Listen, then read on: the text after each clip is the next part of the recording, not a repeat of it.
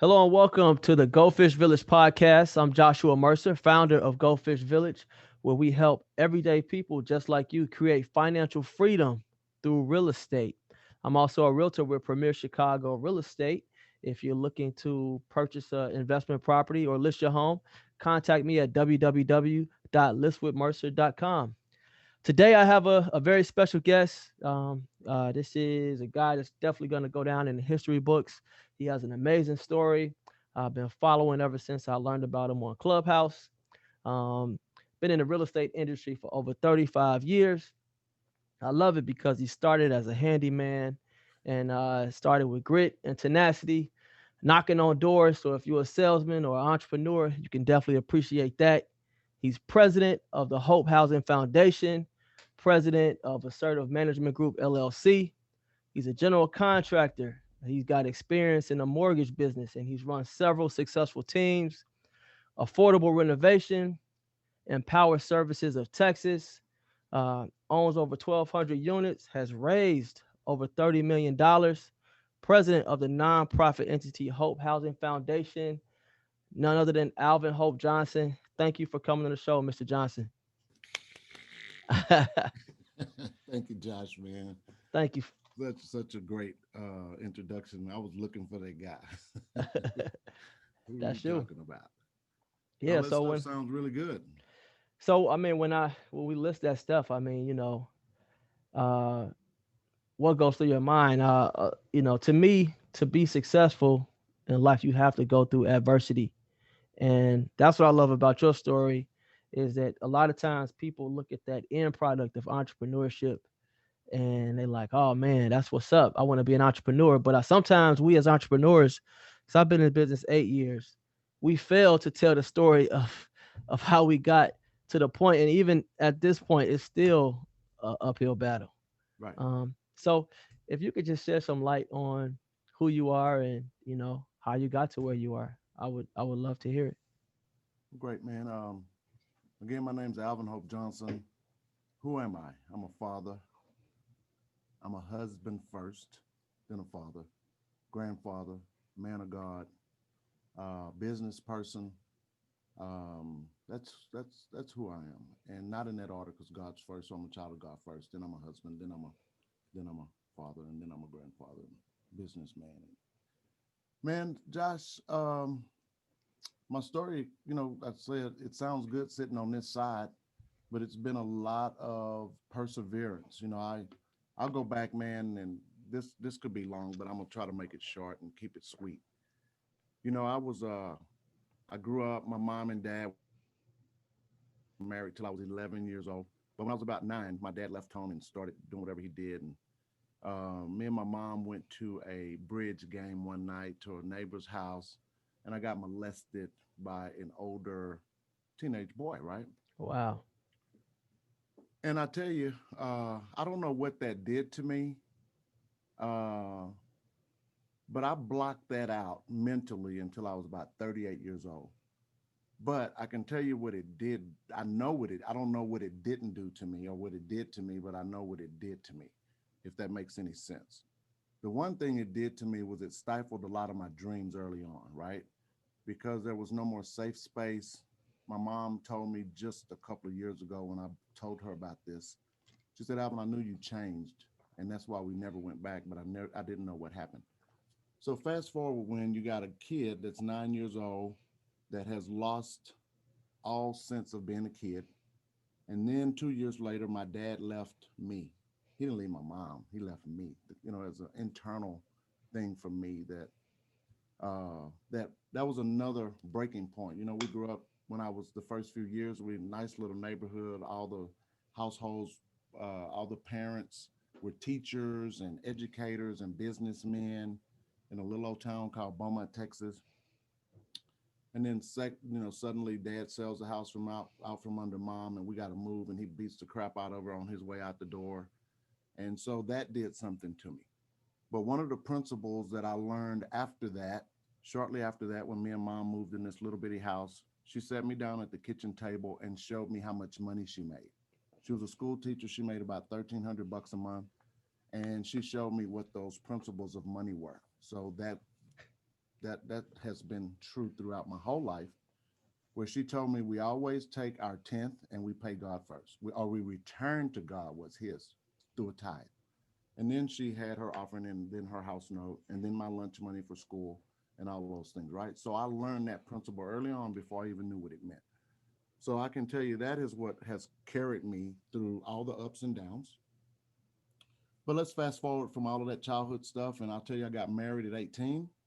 The reason I got married at 18, because after all that trauma in my life early on, I had one girlfriend in high school. She was about to go off to college. I totally ruined her life and said, hey, man, don't go to college. Let's stay here and let's go rule the world together, right? At 18 years Wow, old, scared to 18. death. And so I did. I ruined her life, but not so much. She's okay now. But she didn't go to college and we got married. I was scared to be alone. I couldn't go back home to my mom's house. That was, I could have, but it was either her way or the highway. So I chose the highway. And I was living with my grandmother. My grandmother had to go to a nursing home because she was really old. So I didn't have anywhere to go. So I had to go get my own place and figure it out. So I talked my girlfriend into marrying me so I wouldn't be by myself. Let me kill somebody else too. 3 years later, we have a son, man. I was 21 years old.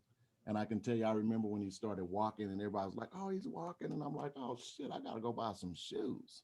And oh, he's eating and oh, he's getting teeth and oh, he's going to eat meat. So I was literally scared my whole life, not knowing how I was going to be able to do any of this. I was a painter's helper, turned paint contractor when the guy went out of business. I started knocking on doors, paint your house for $200, man. And I knocked on the right door and this guy gave me a motel job, changed our life. I was a millionaire by the time we were 22. Whoa. Um, and broke by the time we were 24. So Wow, I a learned, millionaire by 22. yeah, that first hotel job was multi-million dollars, and we were had the ability to put $1 million plus in the bank, and didn't all go to the bank because we bought a bunch of cars and tools and business stuff, and I thought I was investing in a business, and I was just blowing money and smoking a bunch of weed and drinking and doing all kinds of craziness. I mean, when you got that opportunity, I mean, a lot of people, opportunity, like they say they want an opportunity, then it comes and they're not ready for it. Did you have a team in place? Or I mean, what was it that made you become a millionaire by 22? Because obviously that guy saw something in you, but for He it to saw be my gone, ability. later, what caused that? Well, what caused that? After that hotel job, we could not find any work. So all of the money I had put back into the business, buying equipment and tools and paying guys more than they should have been paid because they were my friends, Wow. and literally just thinking the money would always be there because it came so quickly, it went. Hmm. Interest rates were 18, 19, 20%. Nobody was building any houses, no construction going on. And I thought, man, I don't want to be a burden on anybody. So on my son's third birthday, we sat around a little round table, me and my wife and my son, and I felt like a piece of crap because I couldn't even buy him a Hot Wheel car for his birthday. We were literally being put out of our house that day. The lights were getting cut off. I mean, it was all downhill, and we didn't have any food to pack up and move, so we ate the last bowl of oatmeal that morning for breakfast. I kissed my wife bye and told her, "Hey, baby, I'll see you later." And she went off to work at Josky's making $2 an hour, something like that. And Wow. I kissed my son bye and went around the corner and tried to kill myself at my mother-in-law's house. Put a Man. 38 to my head. It didn't go off. Pulled the trigger a couple of times. That didn't work. So I took a bottle of nitroglycerin pills. I was serious. I meant it. But I remember when I was going to sleep, man, I said, God, if you have a reason for me being here, then, please let me wake up Mm. and put me on the right path. And if you don't, please have mercy on my soul because it's hot down there, is what I heard. So 10 days later, man, I wake up in the hospital in intensive care and went, man, you are a loser. You couldn't even kill yourself. And that has stuck with me for a long, long time. And I think part of my motivation for the tenacity or the reason I have it, because I've already hit rock bottom. I couldn't even kill myself. So there was no way out. So I have to figure this out.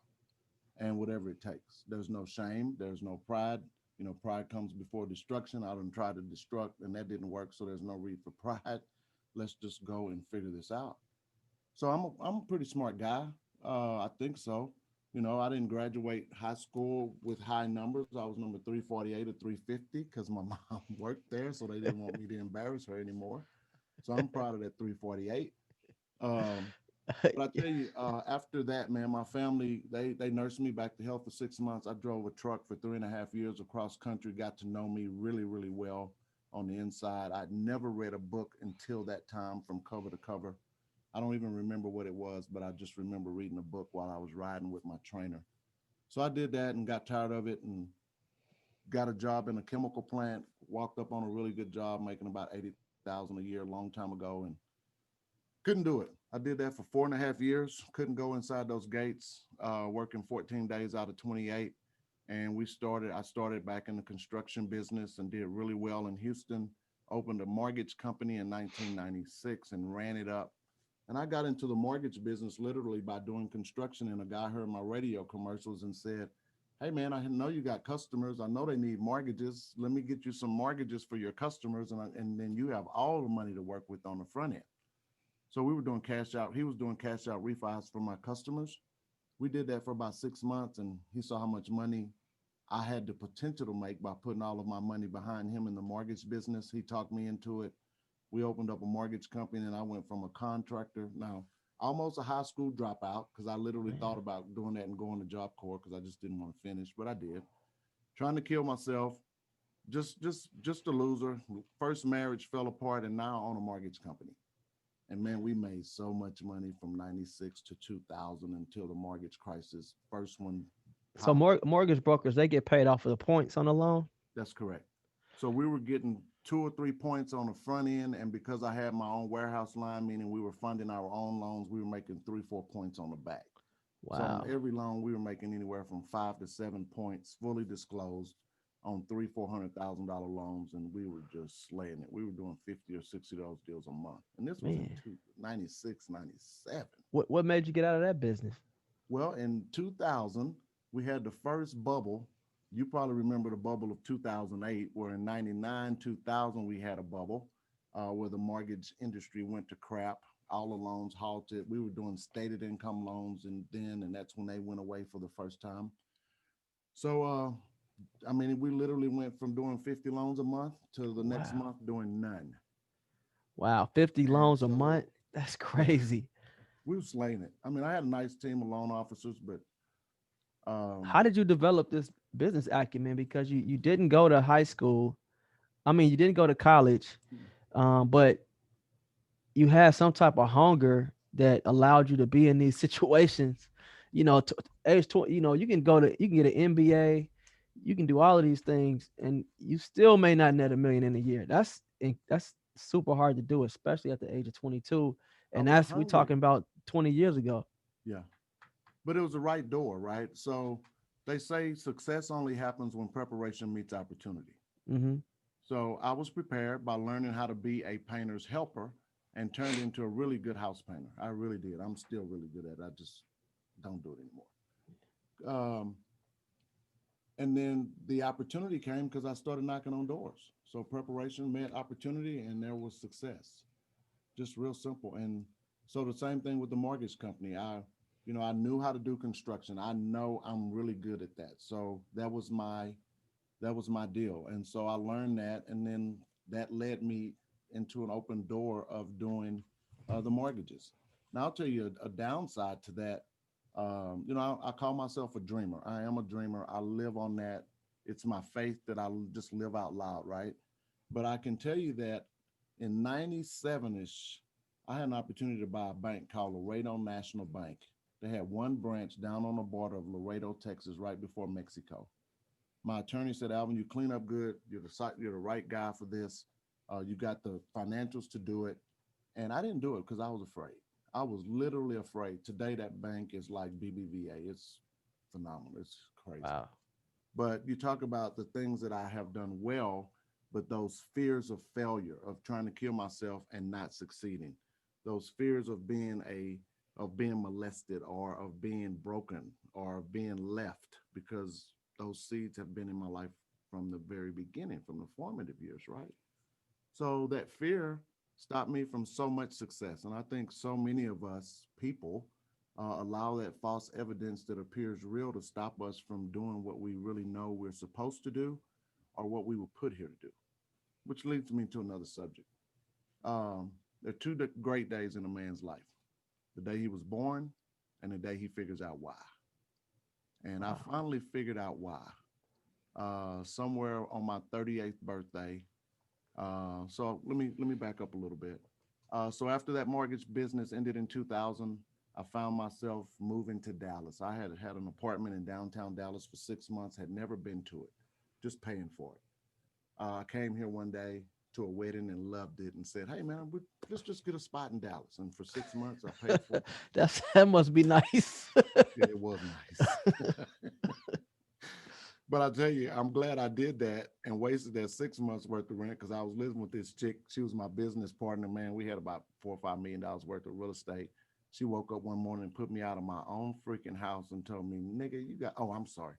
Man, you got a Oh house no, in it's okay. Dallas or It's okay. apartment in Dallas. You need to go." I'm like, "But this is my house. Don't matter. You need to go."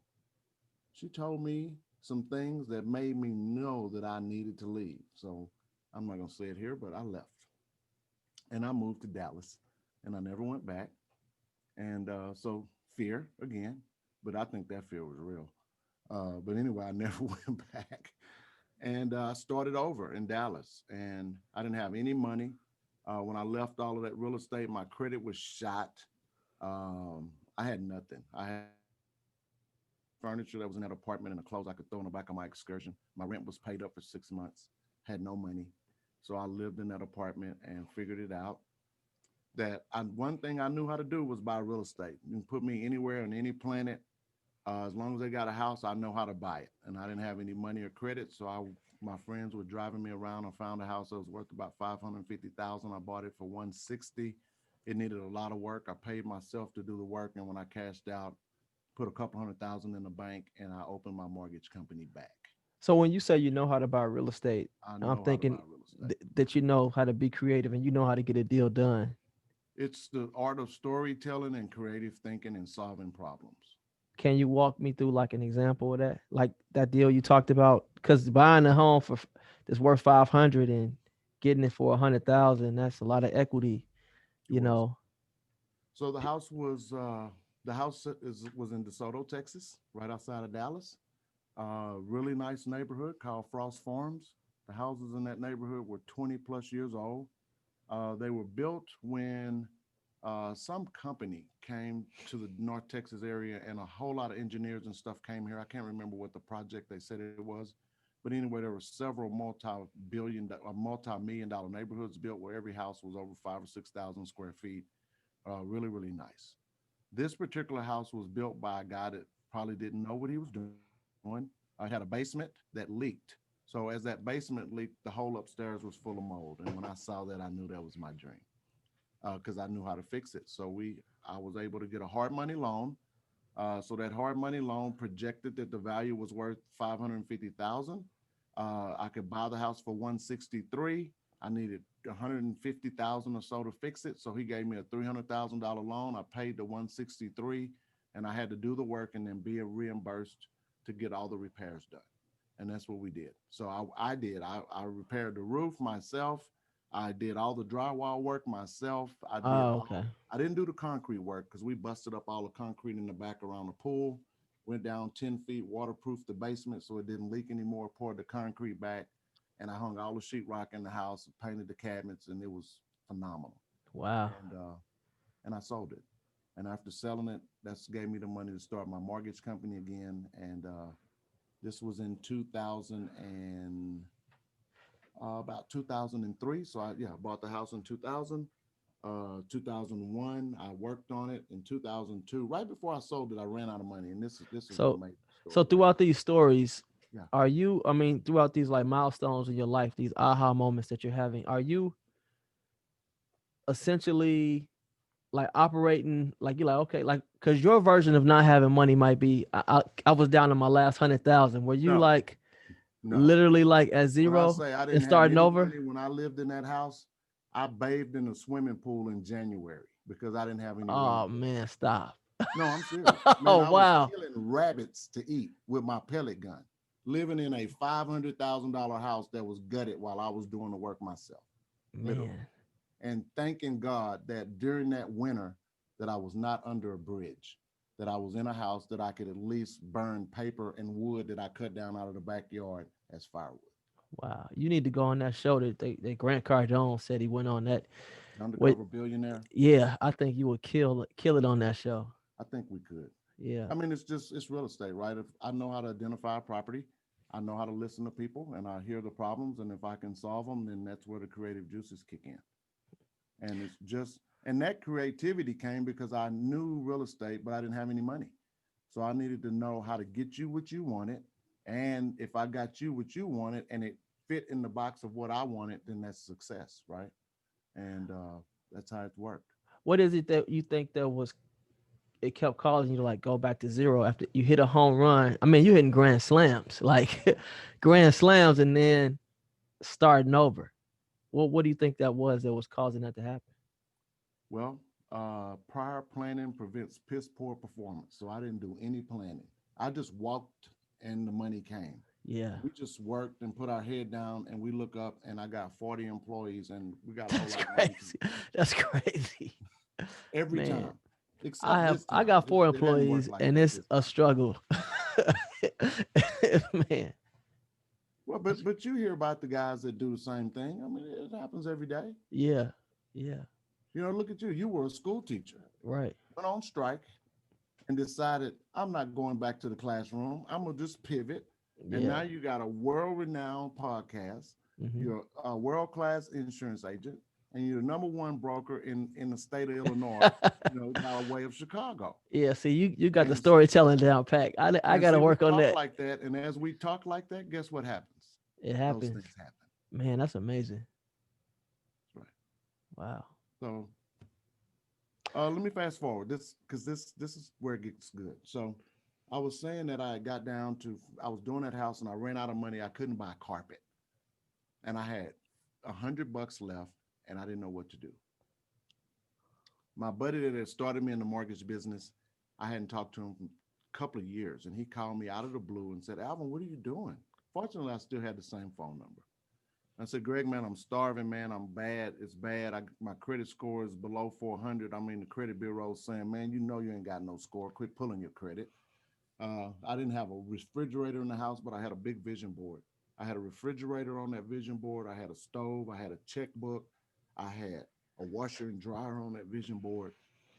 And when Greg called me, I told him I was out of money. And he said, "Man, I got a guy for you. This guy's buying houses and he'll buy your house from you now. He'll give you the money. You can put the carpet in and I'll set up a meeting." This was on a Saturday morning. I put the last $100 worth of fuel in that excursion and drove to Houston on a whim and a prayer. I got down there, told the guy my story. The guy wrote me a $10,000 check, sent me home, told me he would call the mortgage company on Monday, get me out of foreclosure because I was headed to foreclosure with that house. We closed on the house 30 days. That's how I got the 200,000. Started my mortgage company, and this guy became my biggest client because he was doing these investor mortgages for people like he did for me. So I became his mortgage guy, and we proceeded to run it up all over again. Wow. And we did that until 2007. And then the bubble burst again, or Yeah. 2008. Now you ask, why does the bubble keep bursting on me? Because I kept just walking and the money just kept coming. So I did not plan to have any residual income because the money just always kept coming. Every time I walked, I'd go to broke. Now, each of those down cycles wasn't as low as the last one. You know, it's kind of like a stair. So, but every time that happened, I got so much information and so much more faith. God was building my faith along the way that every time I fell here and I got back up and this happened, then when this happened, I looked back at the last time and it was just a progression that allowed me to keep going. So how do well, I'll get there in a minute. So anyway, uh, after that, let me see, where was I? I was the mortgage company 2008 crash. Well, somewhere in between 2004 and 2008, I had started an organization called Neartown Associates. It was a nonprofit, and we were going to go after all of the HUD properties that were listed for sale that were available for nonprofits. And I met this guy that owned a nonprofit, and he said, Alvin, man, what you want to do is absolutely phenomenal, but you're thinking too small. If you really want to know what you want to do, what I do, or how you can monetize and make this impact world renowned, call me. So I met this guy in Dallas. I called him for 3 weeks after that initial meeting. He quit answering my calls, but I knew that there was something there for me. So I kept calling him every week for a year. I'd call him, email him, or text him every week for a year. In February of 2008, March or February, no, it would have been February. He said, Alvin, I'm tired of you calling me. Picked up the phone, said, Alvin, I'm tired of you calling me. So obviously he knew that it was me the whole time. He said, I'm so tired of you calling me that I'm going to give you an opportunity to see what I do. You can come to Amarillo. I'll put you up for 30 days. I'll send you home every weekend. And I did. My life had fallen apart again in 2007. So I got the biggest suitcase I could. Now I had gotten married again, second time. That marriage had blown out, fell apart. Every time the money leaves, a chick left. So I get it. Uh, I probably was hard to live with, but that's okay too, because I'm a great guy. But anyway, um, I went to Amarillo for 30 days, man, and that 30 days turned into a year and 1 month to the date. The first 90 days were volunteer. After that, he asked me how I was living, and I said, Steve, man, I'm glad you asked that because I just sent the last money home today to pay my rent for she was my estranged wife at the time. I was still taking care of her, because I had given my mortgage company away, even though it had gone down. My buddy was giving me referrals. And so that's how I was living. But it was no money. I mean, literally just hand them out. And Steve said, okay, well, I'll give you, a few dollars every month, enough to pay your bills. So he did that. And at that time, I needed 5 grand a month just to eat. And after 13 months, he died in a car wreck, and I became the president of that $1.5 billion company. Man, how did you become I mean, I know that you were volunteering. I'm sure you were adding value, but this is a How did I go from the pits of yeah. Dallas? Yes. How did you do that? What was it that made them have faith in you? The first 30 days I was there, I he allowed me to dig in. I went to board meetings. I sat in all the high level executive meetings. So I got a gist for the organization. And then I got an opportunity to go out to all of the properties. They own 16,000 apartments in 9 states. So I had an opportunity to travel to the sites, meet the property managers to see what was working, what wasn't working, going to the cities, making arrangements with the cities that if they did this, we would do this as a developer. And I read partnership agreements. Remember, I told you I had never read a book from cover to cover until I started driving that truck. Mm-hmm.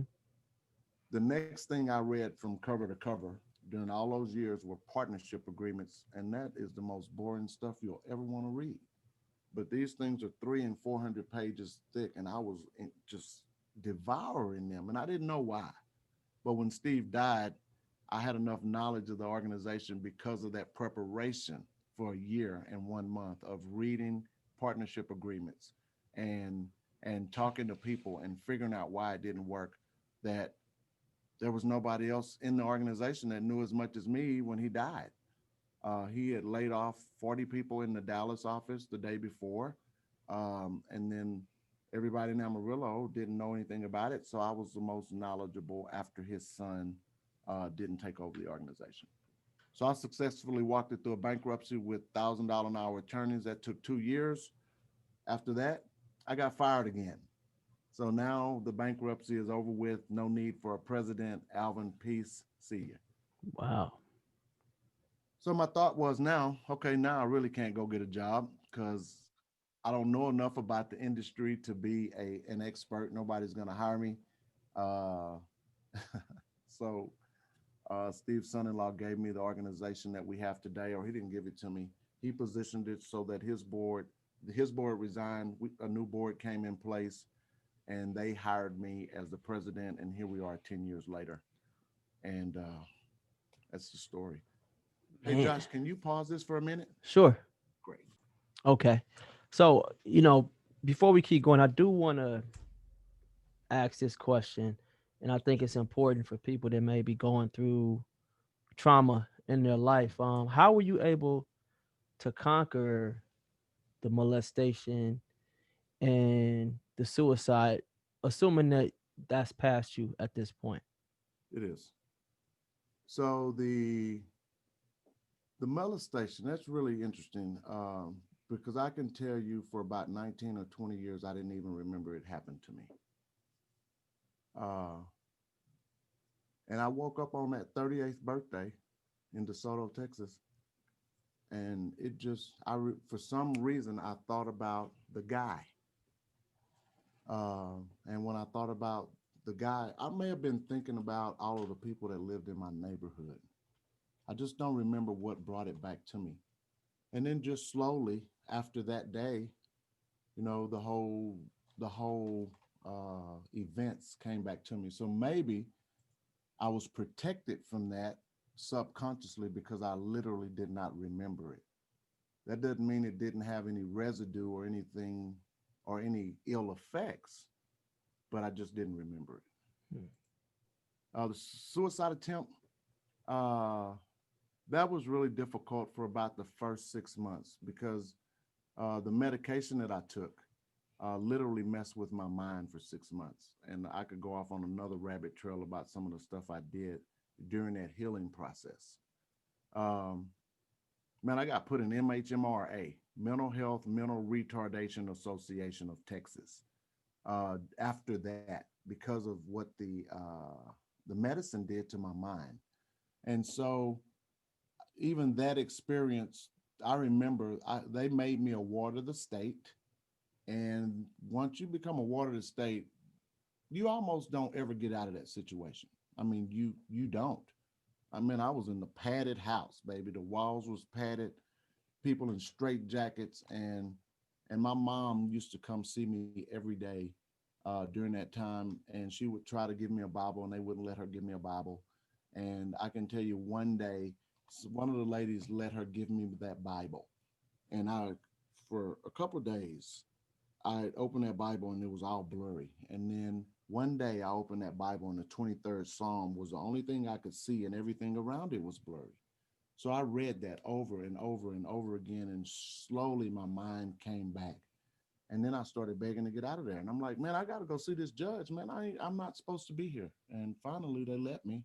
And the judge said, young man, I think you've got some promise and I'm going to let you go. That was the second time the judge told me that. There's another story when I was 15 years old, but we don't have time for that. Man, But you can have me back and we'll talk about man, it. good But getting stuff. over that suicide, man, I think it was literally because I knew I couldn't fail anymore, because the ultimate failure is fight or flight. I've already tried to flight and it didn't work. So I need to eat and I don't want to live under a bridge. And so we just kept going, Yeah. literally. And I think also that other point you touched on was when you said, the moment you're born and the moment you realize, what your purpose is. I think that's a motivating force to keep pushing. It has been. So, so I think in pictures and analogies. So even during my mortgage company days, the reason I was so successful, Josh, is because I would sit across the table from my clients and educate them on the mortgages that they were taking out. So they always sent me referrals. So when I figured out that my purpose on this planet was to help people with the housing problem, that's when the light came on. So I want to build houses for everybody everywhere on every planet. I want to ship them to Africa and Florida, but we've got to have money to do that. And in order to make money, we need to build more apartments here in the States or own more apartments here in the States and make a lot more money so that we can have a lot more impact. So, I hate to say it this way, but I'm not going to apologize for it. Money is only second to oxygen. We all need it, and I need a whole lot of it so we can go make a whole lot of impact and change a whole lot of people's lives. So anybody watching your podcast has got access to somebody with 100, 200, 300 million. Get with me and let's go change the world one apartment complex at a time. No, that's real talk. Yeah, real talk. So fast forward to today. I mean, now Yes, you sir. have 1,200 units. I mean, you've raised $30 million. And paid it all back. So I want to know, how are you able to successfully do that, given that you're prior to you had all these mishaps when it came to finances.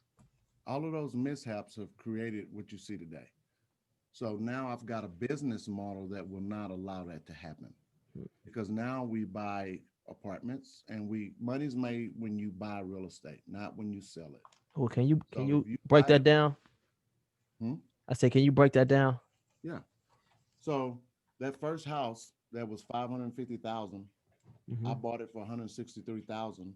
Technically, I made 300,000 in the middle. I just had to do a little work to get there. So the same thing happened with our apartment complex. The first one was 110 units. I was able to creatively talk the limited partners into giving me the 0.01% ownership, zero point zero 0.01. But it was the managing general partner that they gave me control of. So I got to start my management company. So, and then because I had a predetermined workout plan to pay them off in 1 year, I had control and I had 1 year to turn this thing around or to find Wow. some money to pay them out. And so I reached out to my buddy and all my mortgage company resources and told them I was looking for 1,000,004 to pay off this big, large company that everybody knows on the planet right now, because they were the limited partner here and I needed $1,000,000. So what I did, I found essentially 110 unit apartment complex, but there were single family houses where we paid $11,000 per house. Do the math. Yeah. So they were in bad shape. The rents were 390 per month, but they were 96, 97% occupied. So Wow. I That's knew that dope. if I put my skills of painting and renovation to work, that I could create a $40,000 house out of that $11,000 house. And we got 110 of them. And I can create a lot of value for our company and our investors. And that's what we did. How are you finding deals? Because it seems like you have a eye for that. I mean, you say I could put you anywhere and you can find, if it's real estate, you're gonna find a deal. Like what would you say is your superpower when it comes to real estate beyond the storytelling aspect? Well, that's interesting.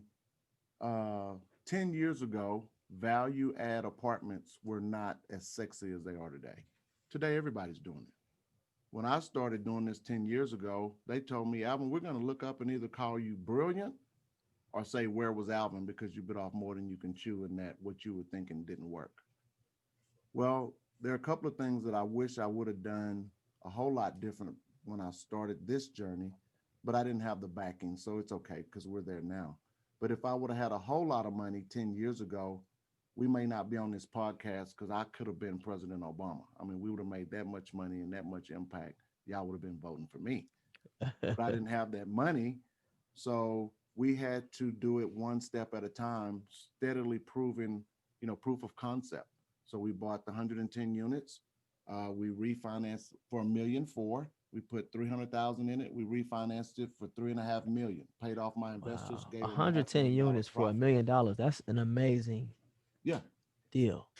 So today, those opportunities are not that prevalent because everybody on the market, everybody on the planet is buying value add apartments. Yeah. So how have we pivoted in this?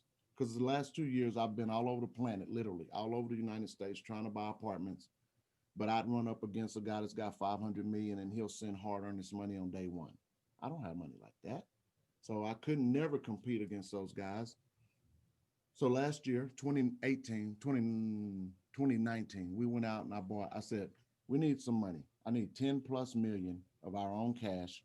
And the way I'm going to generate that is we're going to go build some houses. So I went and drove and found 81 acres of land that was already platted for 360 houses. And then I tried to get a loan to close it, and the loans fell out, three of them. The day before closing, the guy that was selling it to me called me and said, Alvin, I really like you. I love what you want to do with this. I'm going to get my friends to invest in you and buy, and that way you can buy this deal from me. So the guy that was selling me 360 single family lots, paper, they weren't developed yet. He was selling it to me for 2.1 million.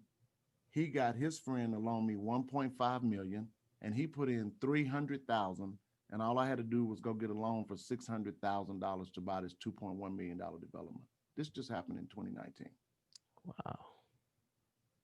So we go from me about to lose $50,000 in earnest money to the seller getting his friends to invest with me to buy the land from him. Fast forward 6 months, the Wait, city you calls me selling and you says, selling water to a well? hey, it just happened. But again, preparation and success, or preparation and opportunity, success. So we couldn't get a development loan. The city of Greenville calls us in September of last year and say, hey guys, we need to have a pre-con meeting, pre-construction meeting. You got 41 days that if you don't start construction out here, all of those approvals you got are going to go away. So we go and meet with the city of Greenville, Texas. They sit down and tell us that. We tell them what we're going to do. We walk out of that room, me and the guy, my partner. Uh, we still don't have a loan, but okay, we'll get it done. Within 2 weeks, we had a loan.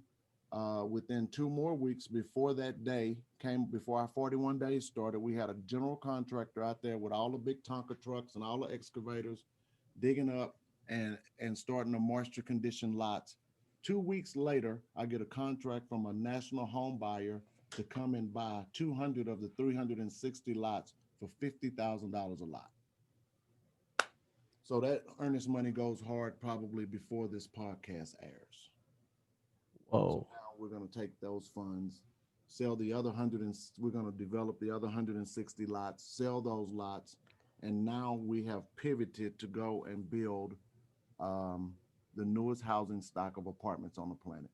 Are you Eco-friendly, green. are Come on. you are you this so one skill that people, you know, have it should have is like emotional intelligence, you know. Are you this calm even when you're being told no when you have setbacks? Like present day Alvin Hope Johnson. Are you because that seems super stressful. I did It one is. rehab project That's and the only reason I have these gray it hairs. was More than 150 grand, my rehab project. And I was super stressed. You that's know, when you talking about 50K in earnest money, about to lose it, you know, and you're basically you're getting people to buy into an idea, like you're showing them dirt, correct. you That's know. right. It's not like it's not even built. It's nothing there, you know. How do you handle setbacks given everything that you've been through? Like how would you advise somebody, you know, right now? I'll tell you one of the things that are one of the, I don't know who a few years ago told me that you shouldn't let the highs go so high that the lows go so low. So I try my very best to stay on even keel. I mean, Mm-hmm. I've had some amazing contacts and phone calls since being on Clubhouse since December 1st. I mean, we've probably got enough contacts of people reaching out to me that want to loan us. If I can craft it all together, Yeah. the couple of $100 million that we want is already in my inbox. I just got to get to that person and figure it out. Good So, problem to have. but Good problem. with those phone calls, man, I get off the phone and I'm jumping up and down on the inside, but then I have to tell myself, Alvin, stay right here. So everybody around me knows when I start talking, hey man, we get this 200 million. I've been saying this for 5 years. Somebody listening to me might think it's right around the corner, but it always comes because it's not. I don't want the money. I don't need $200 million to live. I Mm-hmm. need $200 million to go make sure a whole lot of other people live the life that I want to live. Are you familiar with imposter syndrome? I've heard that term probably 6 or 7 times in the last week. Tell me about it. So it's like believing that it's like something on the inside of you is telling you that you're not as competent as other people may perceive you to be. And the reason I believe and the reason I bring this up is because number one, you're a black man. Number two, you're from Texas, you know, big red state. Number three, you don't have I mean, you come from the school of hard knocks. Yeah. So you're in an industry, you've had a ton of success in an industry where it takes money to make money.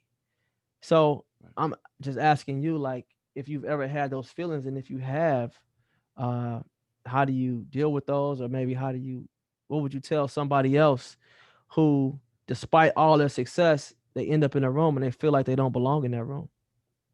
Josh, I deal with that every day. Every day.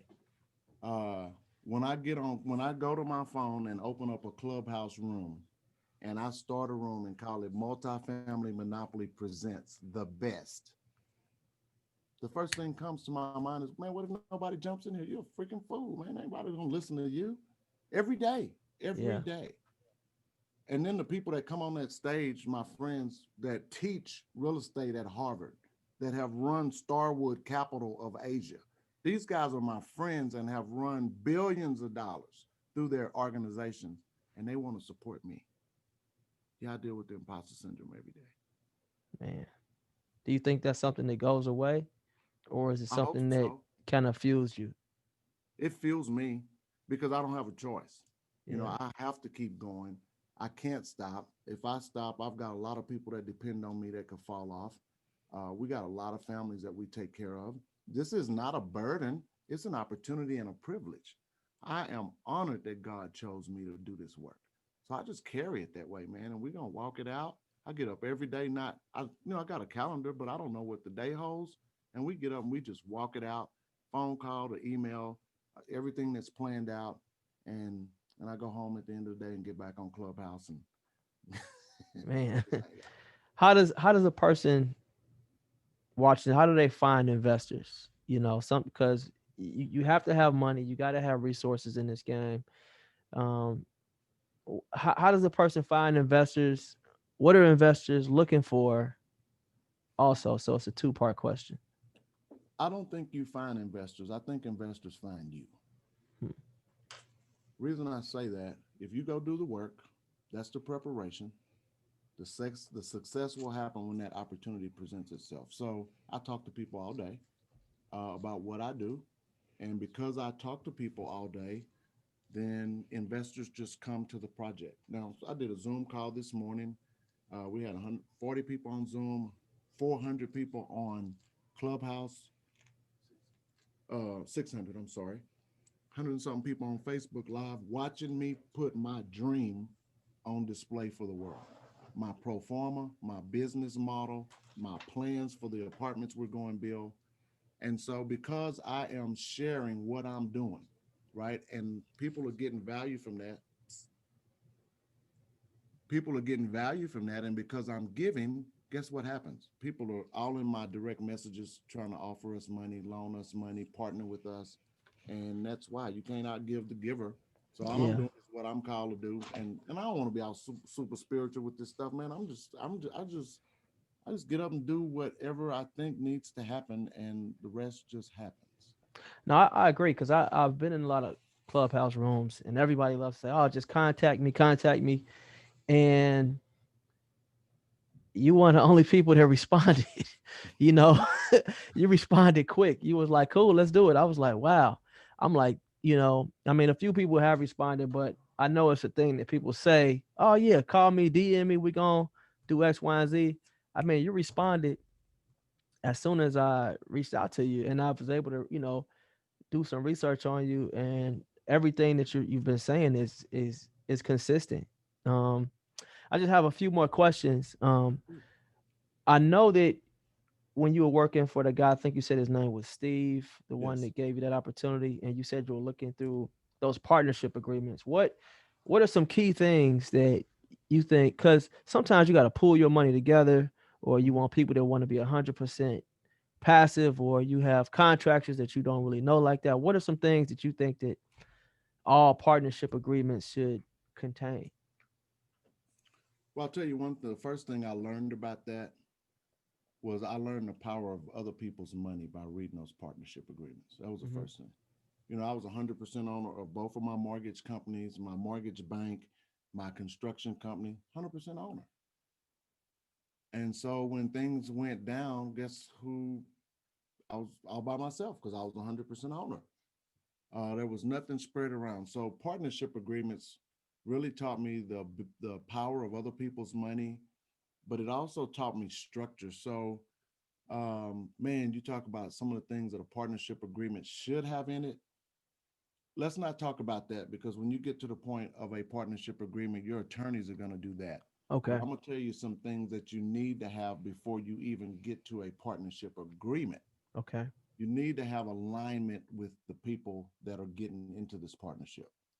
So, right people, right place, right time, right things happen.